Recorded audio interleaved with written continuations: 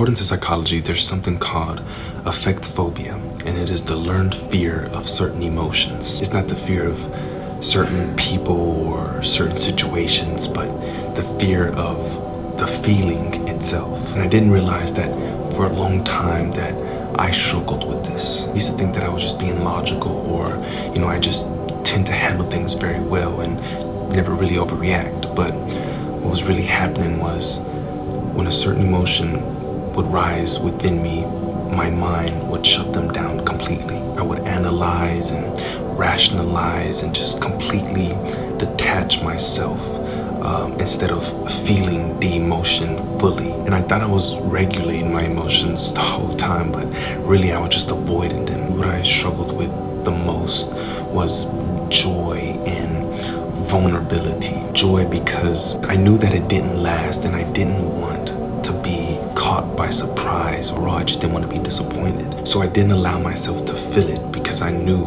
disappointment followed after, because it didn't last. And vulnerability because it made me feel weak, and I was just disgusted by the feeling overall. I guess I didn't trust myself to experience, vulnerability and joy fully. It wasn't that I didn't feel it, I just didn't trust myself to live the experience fully. The nervous system would treat vulnerability and joy like it was danger. And that's what affect phobia is. At some point in your life, your brain learned that when this emotion shows up, something bad happens. So now when it starts rising, your body interrupts it. You distract yourself, or convert it into anxiety, or you just completely push it away. When you avoid one emotion, you narrow your entire emotional range. So I thought that I was being strong. I thought I was being firm, just firm in myself, but I was really limiting myself. What that does